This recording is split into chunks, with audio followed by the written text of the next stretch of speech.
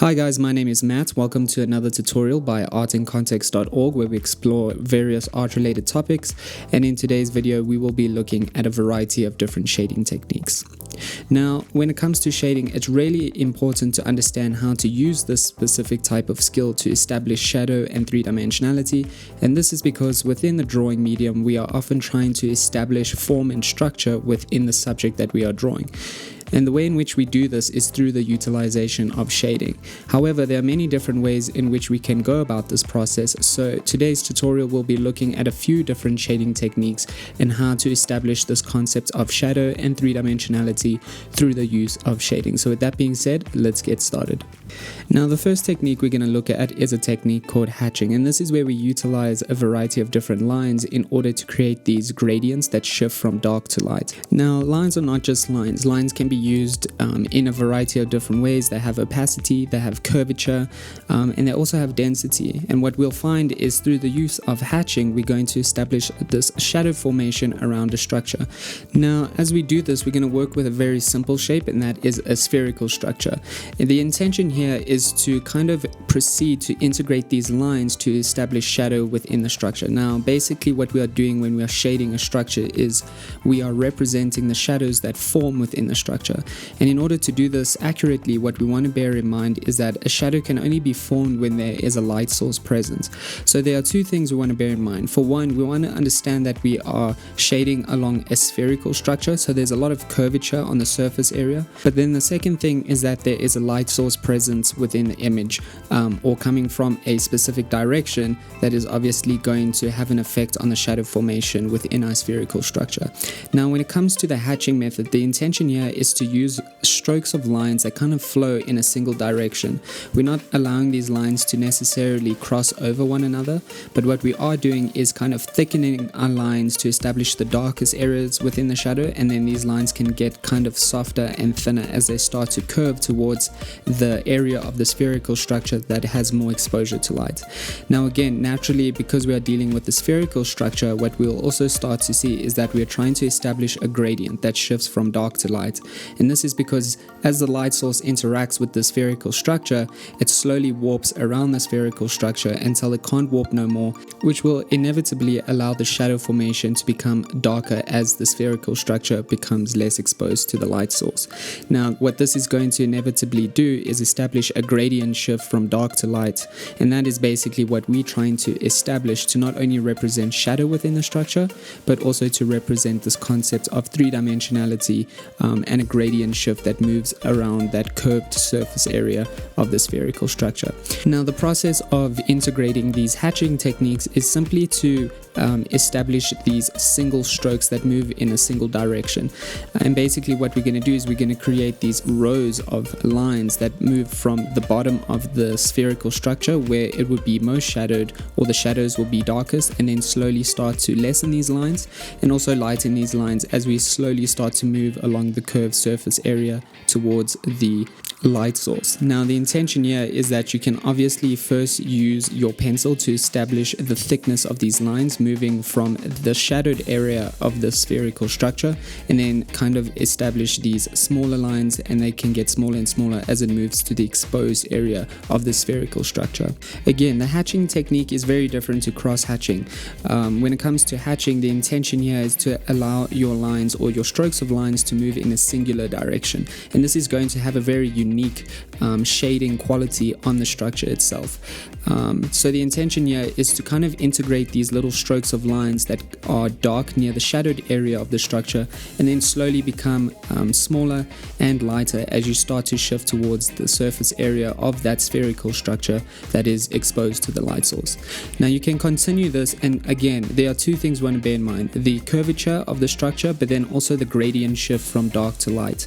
And this is where you basically want to work in these lines until you have this seamless transition between a dark area on the spherical structure and a light area on the spherical structure. Now, once we have established the shading in the spherical structure, to just emphasize the quality of shadow formation and three-dimensionality in the structure, is we can start to integrate this shadow that forms along a horizontal plane that just contextualizes the sphere as something that is sitting on a surface area.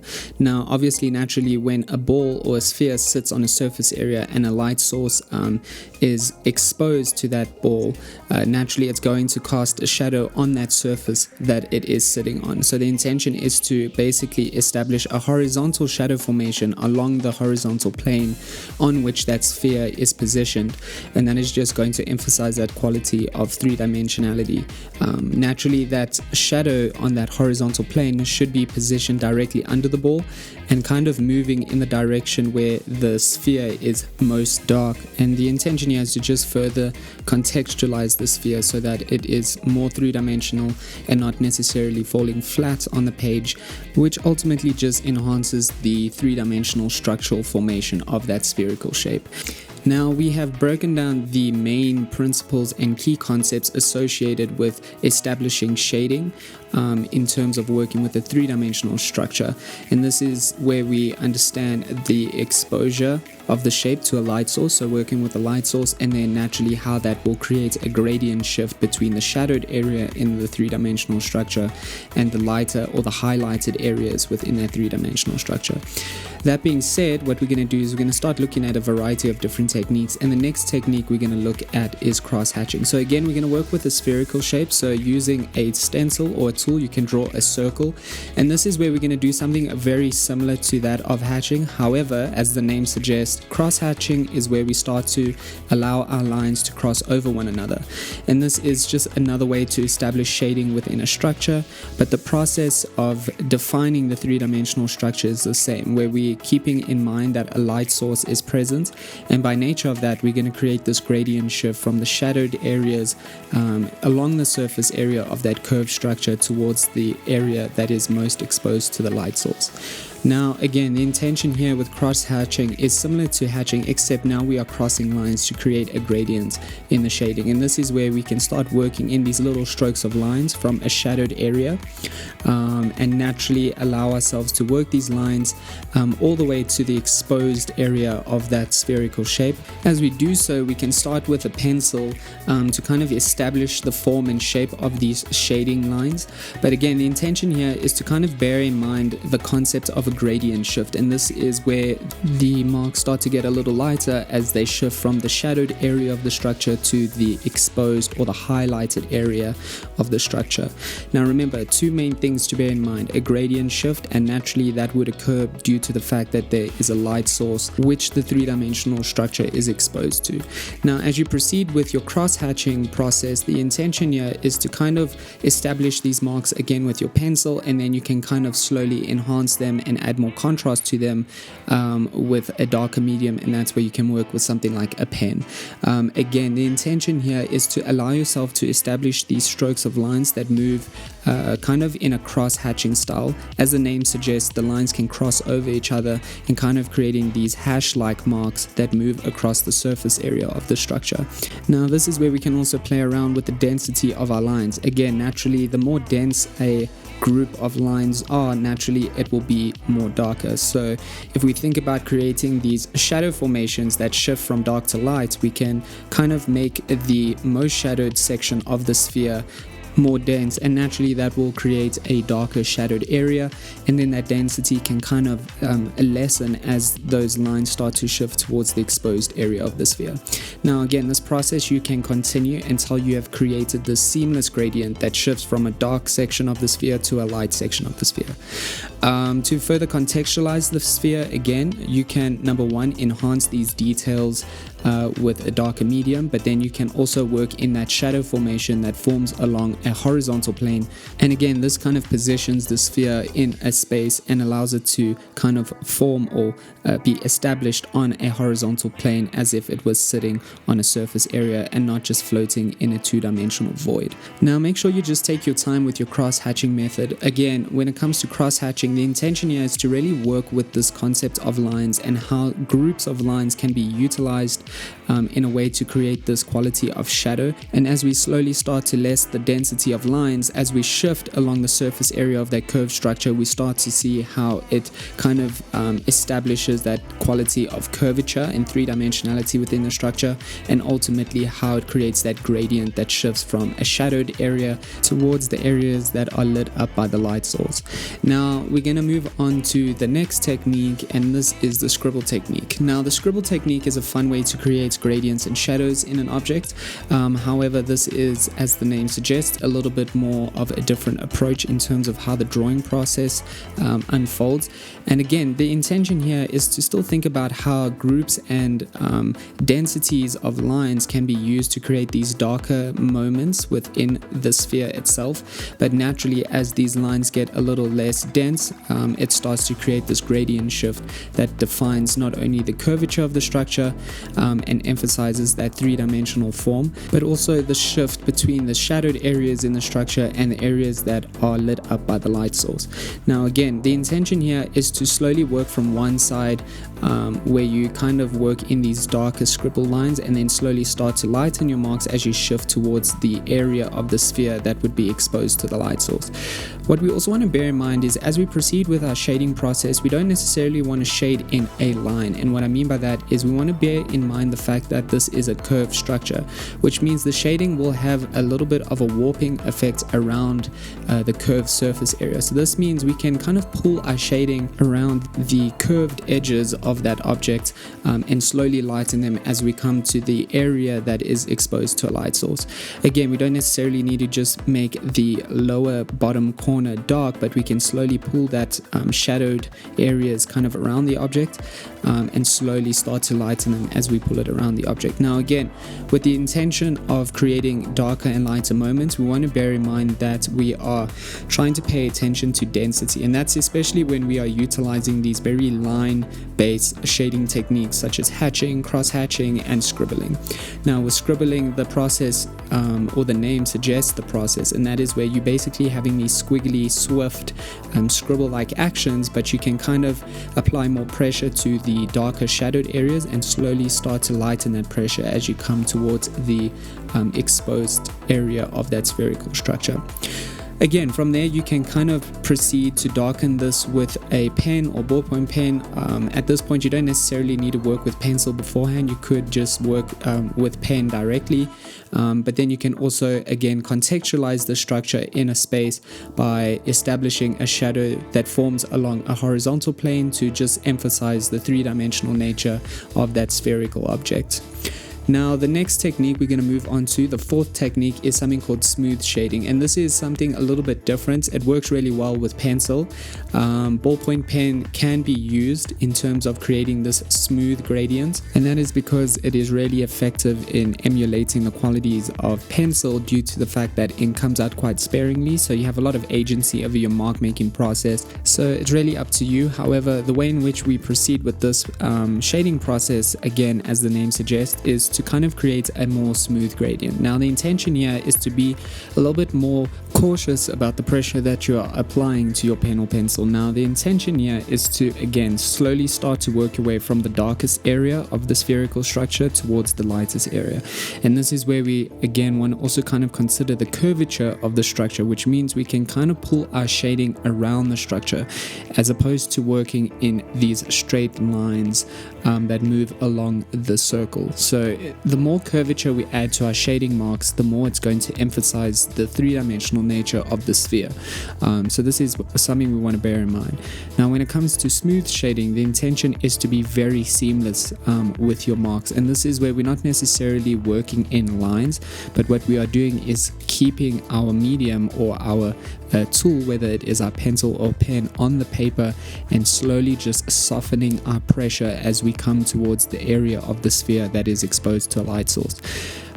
With this type of shading method, the intention is also to kind of build the tonal variations through layers. So the idea is to kind of work in a first layer of shading until you have gone over the entire spherical structure, and then slowly work with a darker medium.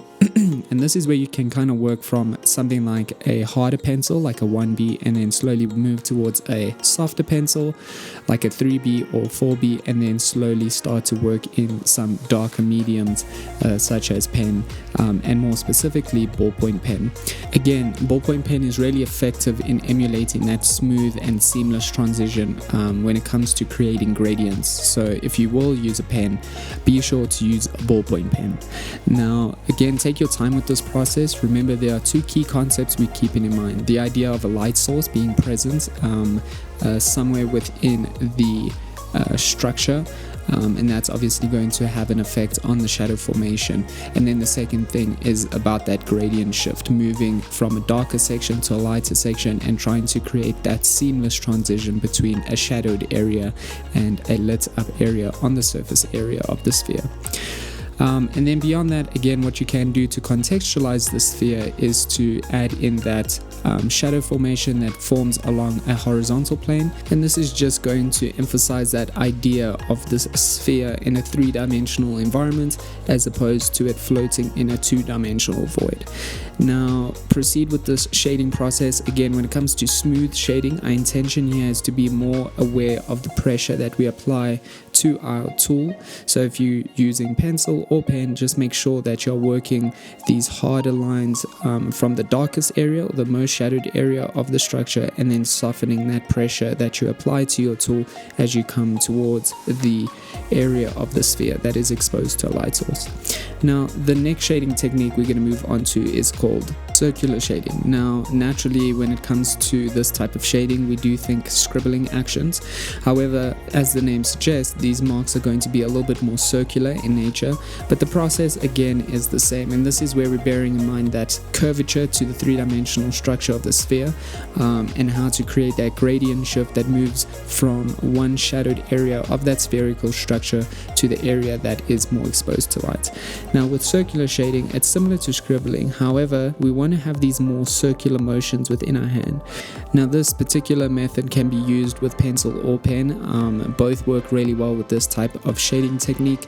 Again, it's good to also understand different shading techniques, because lines and marks are not just lines and marks. Ultimately, they'll have a very specific outcome at the end of your drawing, and this is not just with one specific structure, but when you work with these different shading techniques or try to create a larger drawing with a more uniform shading technique, ultimately this is going to have an aesthetic effect on the drawing, and the outcome will be very specific. So knowing a variety of different shading techniques is very useful, no matter how similar they are or how small the differences might be.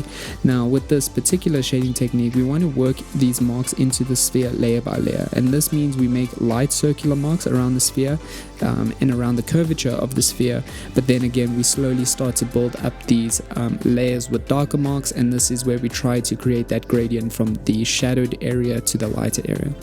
As we proceed with building up these layers from the shadowed area to the lighter area of the spherical structure, we will start to see how these circular marks can not only establish that gradient shift within the shadows of the spherical structure, but again starts to give the spherical structure a very specific texture. And that's also something to bear in mind. All these different shading techniques will all have very specific outcomes and effects within your drawing.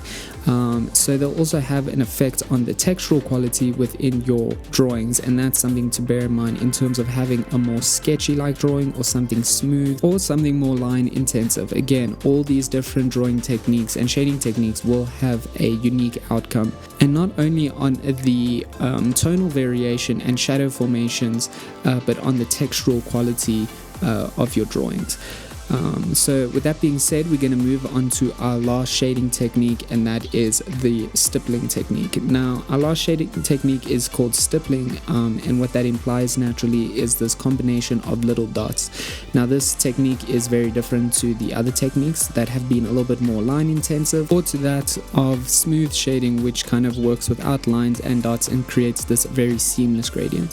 Now, when it comes to stippling, we are basically approaching this shading process process the same as we have with all these different shading techniques.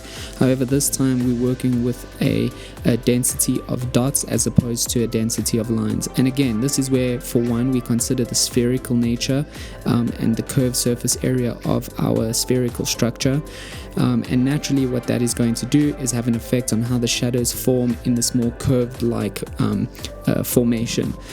So naturally what we're going to do is we're going to work in these dots and slowly start to build them towards the area of the sphere that is exposed to a light source.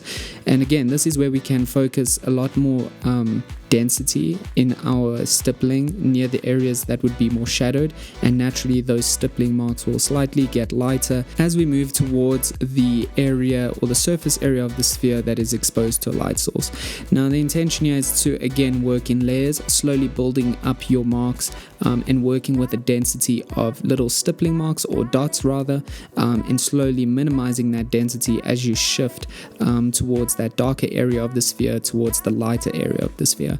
Again, you can build up these tonal values through a process of layering dots, ultimately until you get to a point that you're satisfied with.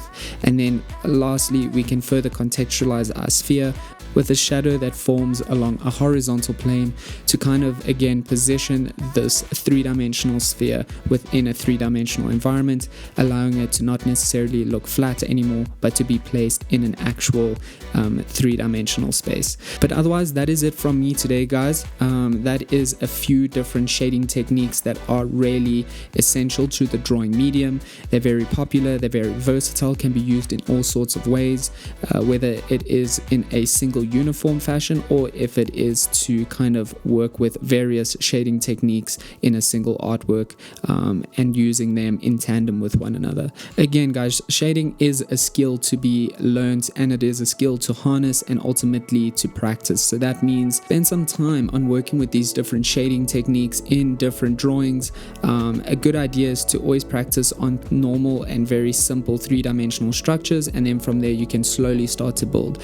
But the two main things to take away is that when you utilize shading, the intention is to create shadows within a three-dimensional structure, and the way in which we do that is to bear in mind the fact that a light source will be present, and therefore these shadows will have a gradient shift within them. From that point, it's a matter of just playing around with your different shading techniques and kind of seeing creatively which type of shading techniques work with what kind of drawing you are interested in creating. So ultimately play around with these different shading techniques, but remember to keep in mind two main things. When we use shading, we want to understand the three-dimensional nature of the structure that we are drawing, and inevitably how that will affect the gradients that shift between those shadowed areas and those areas that are exposed to a light source. But otherwise, guys, thanks again. If you did like the video, please like and subscribe. That helps to grow the channel and ultimately enables us to make more art related content for you. And if you're interested in any similar related topics similar to that of shading, shading structures and three-dimensional structures, please let us know in the comment section below. We are interested in making videos related to these types of topics. But otherwise, that is it for today. Until next time, cheers.